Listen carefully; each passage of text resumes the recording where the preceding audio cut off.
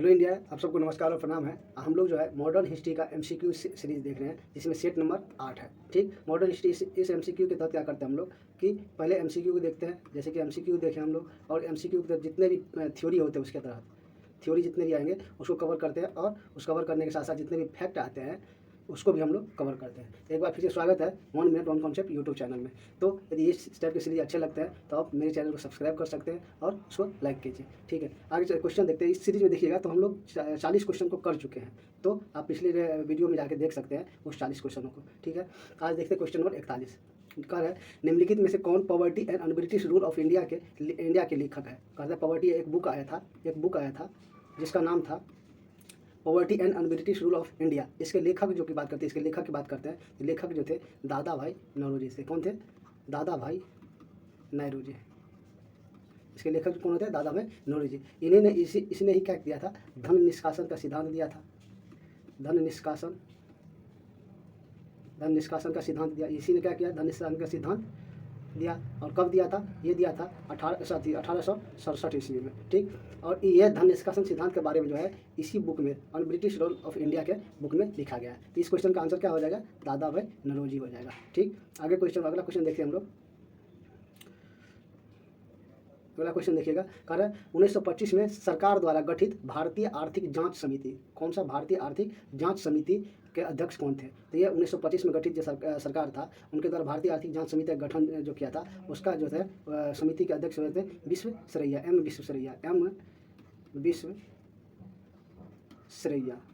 विश्वेश्वरैया पकड़े थे। इसका आंसर क्या हो जाएगा? डी हो जाएगा। इसी तरह अगला क्वेश्चन हम लोग देखें। अगला क्वेश्चन में देखिएगा, अगला क्वेश्चन कर रहा है आर्थिक तौर पर 19वीं शताब्दी में भारत पर अंग्रेजों शासन का परिणाम क्या था। जब आर्थिक तौर पर जब भारत में 19वीं सदी चालू होता है, 19वीं सदी, तो उस टाइम जो था अंग्रेजों ने क्या करता था? भारत में शासन करते थे और उसमें जो है आर्थिक स्थिति के बारे में जानना चाह रहा है। तो ये जो होते थे इसमें जो है ये भारतीय कृषि का वाणिज्यीकरण हो गया था। इसमें क्या हुआ था? भारतीय कृषि का वाणिज्यीकरण हो गया। तो आंसर नंबर इसका सी हो जाएगा। देखिएगा, यदि हम बात करते हैं वाणिज्यीकरण की, इसके बात करते हैं जब 1757 की क्रांति के बाद जो होता है भारत में बहुत सारे चेंज लाते हैं। जिसमें देखिएगा किसानों के ऊपर जो है अस्थायी बंदोबस्त लगा देते हैं ज़मींदारों के ऊपर। इसके बाद देखिएगा तो रैयतवाड़ी व्यवस्था ले आता है, उसके बाद देखिए महलवाड़ी व्यवस्था ले आता है। इन सब के ये क्या किया? ये वाणिज्यीकरण कर तो किया, पैसा ले गया हमारे देशों से, टैक्सों के पैसा, और यहाँ से और वहाँ वाणिज्यीकरण का काम किया। यहाँ क्या?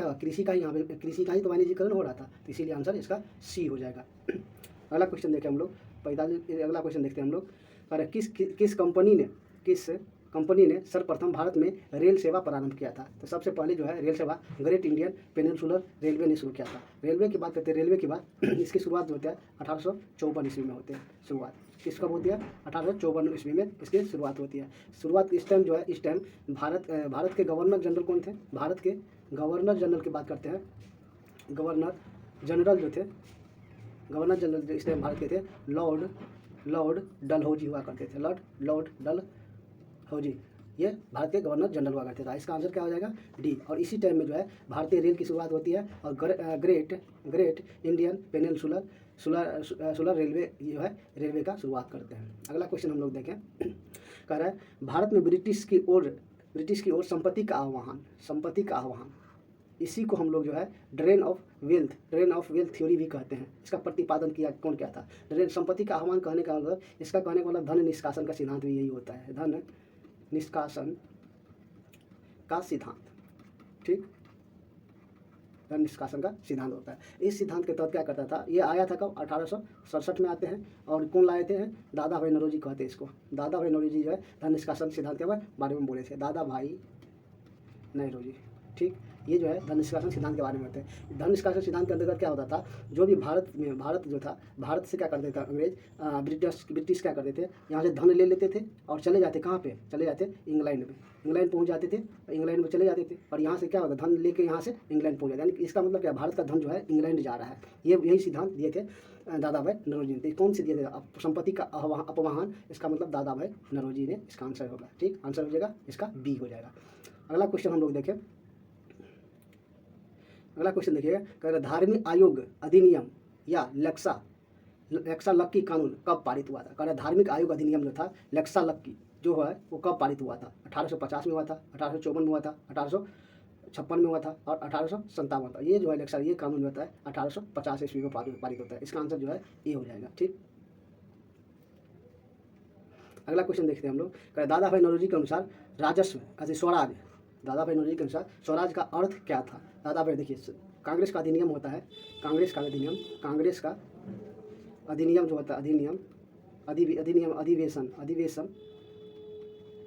होता है 1906 में। ये होता है कहाँ पे? कलकत्ता में। इसी अधिवेशन में कहा गया दादा भाई नौरोजी द्वारा, किसके द्वारा? दादा भाई नौरोजी के द्वारा क्या कहा जाता है?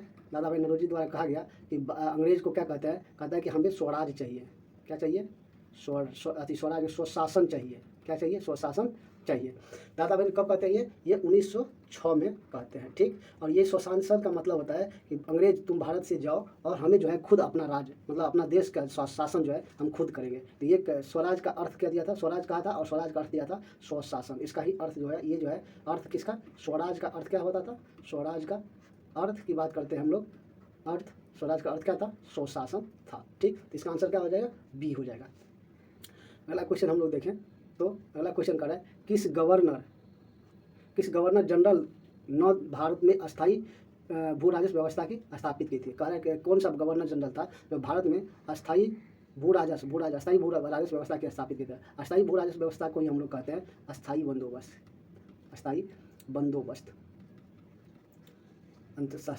या इसी को हम लोग जमींदारी प्रथा भी कहते हैं। इसका बहुत सारे नाम है, जमींदारी प्रथा, इस्तेमारी प्रथा, ये सब सारे इन्हीं के नाम हैं। तो जमींदारी प्रथा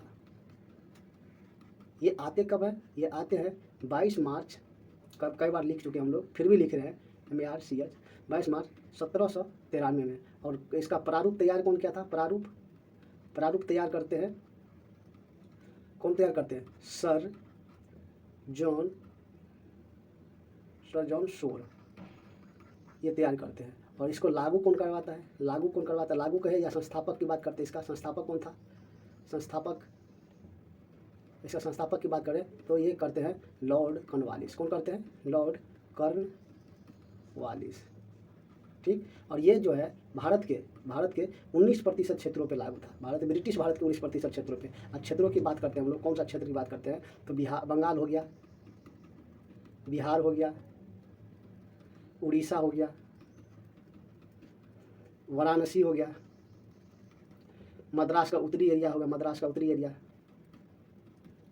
उत्तरी क्षेत्र देखिएगा। उसके बाद देखिए असम एरिया में भी कुछ लागू था, असम एरिया में भी। तो इस एरिया में जो है लागू कर रहे थे, कौन करते हैं? Lord Cornwallis. इसका आंसर क्या हो जाएगा? सी हो जाएगा। अगला क्वेश्चन हम लोग देखें, अगला क्वेश्चन देखिएगा, कह रहा है कब बंगाल और बिहार में भूमि पर किराएदारों के अधिकार को बंगाल किराएदार अधिनियम द्वारा दिया गया था? कह रहा है बंगाल हो गया और बिहार हो गया, बंगाल और बिहार में भूमि पर किराएदारों के अधिकार, भूमि पर जो किराएदार का अधिकार था, बंगाल किराएदार अधिनियम आता है, एक बंगाल किराएदार अधिनियम आता है, उसके तहत दिया गया था। तो ये दिया गया था 1885 ईस्वी में। अब 1885 में कुछ महान काम होते हैं, जैसे कांग्रेस का स्थापना होता है, कांग्रेस का स्थापना होता है,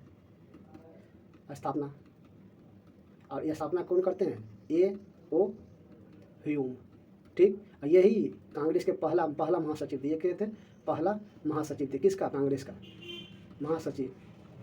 इस पहला कांग्रेस का अधिवेशन जो होता है, अधिवेशन की बात करते हैं, कांग्रेस का पहला अधिवेशन कौन करता है? WC, अधिवेशन का अध्यक्षता कौन करता है? WC बनर्जी। और कहाँ होता है ये बम्बई में होता है।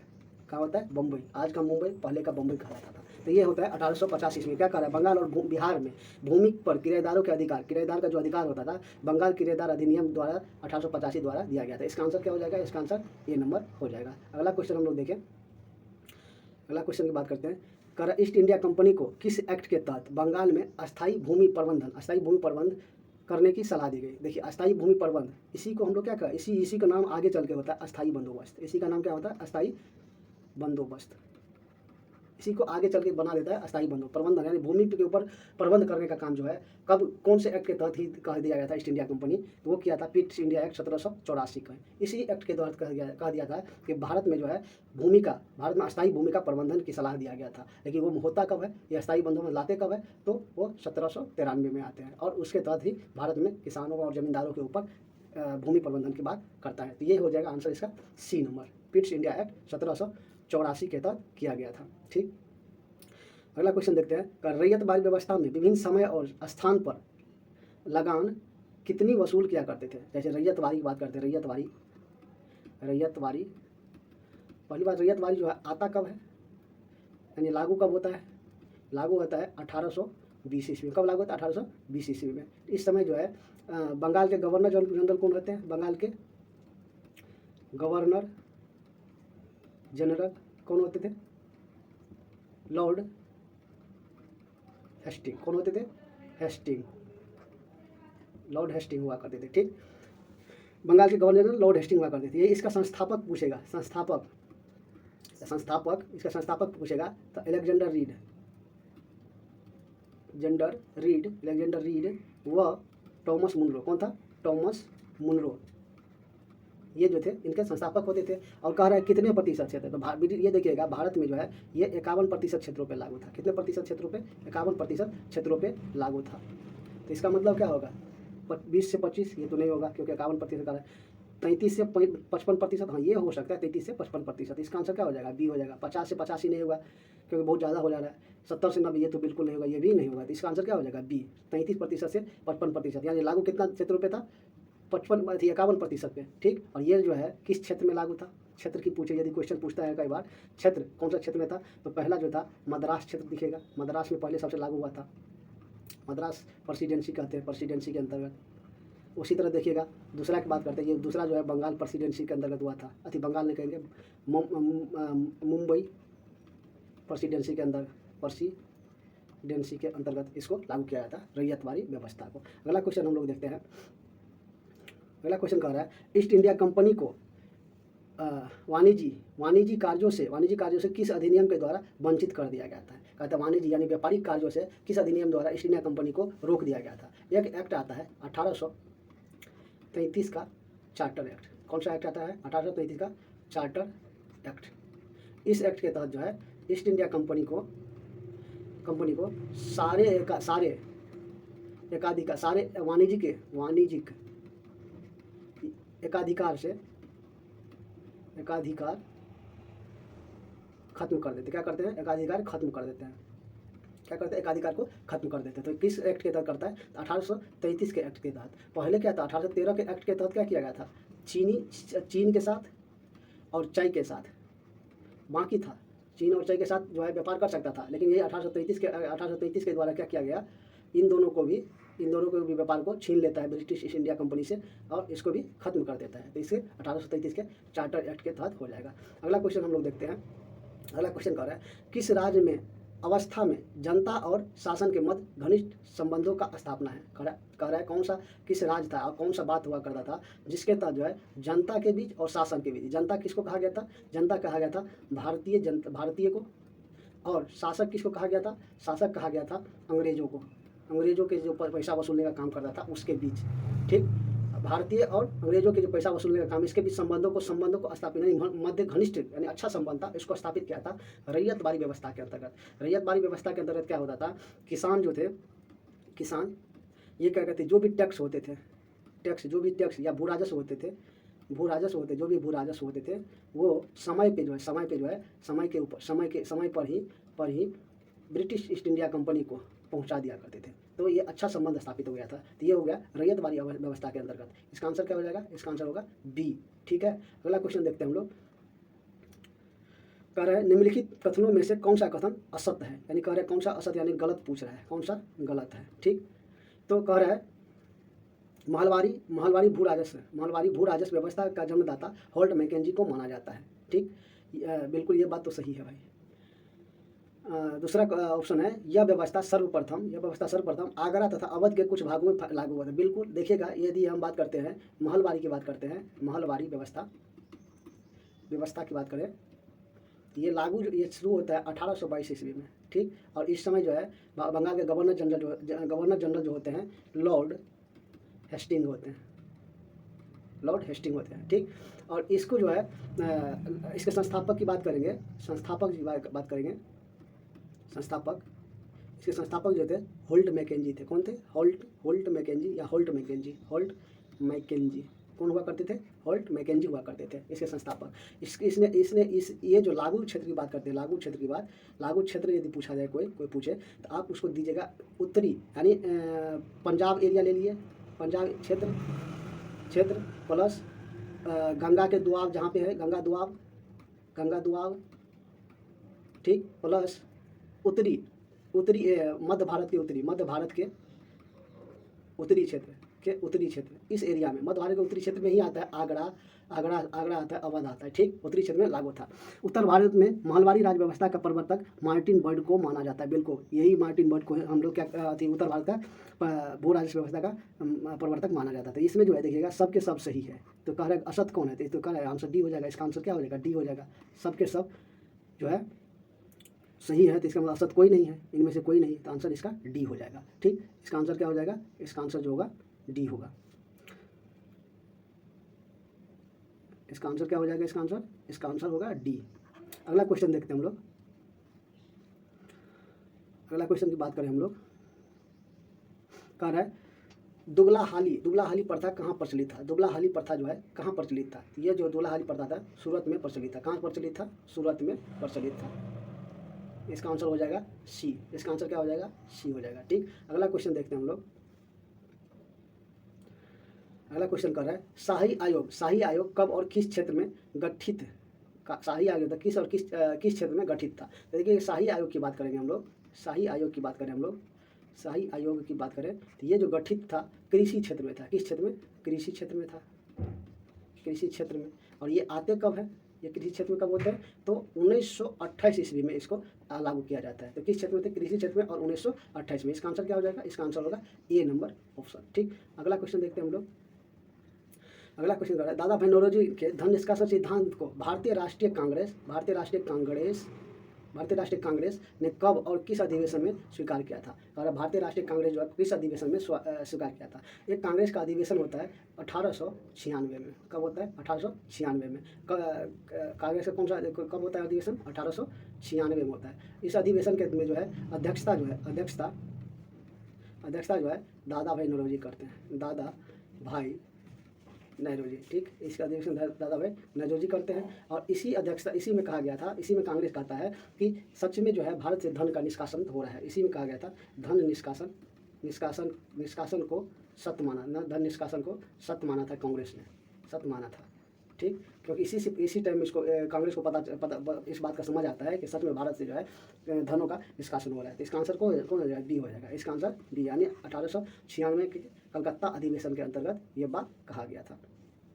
अगला क्वेश्चन देखें, कह रहा है औपनिवेशिक शासन के दौरान भारतीय द्वारा किए गए राष्ट्रीय आय के प्रति व्यक्ति आय का आकलन सर्वाधिक महत्वपूर्ण किसे माना जाता है? ठीक, तो ये जो है डॉक्टर BRK राव के आकलन को माना जाता है। कारण औपनिवेशिक शासन जब ब्रिटिश हमारे इंडिया में हुआ करते थे, ब्रिटिश जब हमारे इंडिया में रहते थे, उस टाइम का भारतीयों का जो राष्ट्रीय आय था, यानी प्रति व्यक्ति आय जो था, इसका आकलन सर्वप्रथम किसने किया था? डॉक्टर BR राव के आकलन के द्वारा किया गया था। इसका आंसर क्या हो जाएगा? इसका आंसर हो जाएगा बी नंबर ऑप्शन हो जाएगा। अगला क्वेश्चन हम लोग देखें। अगला क्वेश्चन कर रहा है राष्ट्रीय आय का प्रथम वैज्ञानिक आकलन। पहली बात क्या आकलन कौन किया था राष्ट्रीय आय का? तो BR राव। और यहाँ पे प्रथम वैज्ञानिक आकलन भी पूछ रहा है, तो डॉक्टर BR राव के आकलन को ही हम लोग कहते हैं। ठीक है, तो इस सीरीज में इतना ही। तो आज का लेक्चर कैसा लगा अपना ये जो है सुझाव कमेंट बॉक्स में दीजिए, और अच्छा लगता है तो इस वीडियो को जो है इस चैनल को सब्सक्राइब भी कीजिए और लाइक कीजिए। बहुत बहुत धन्यवाद।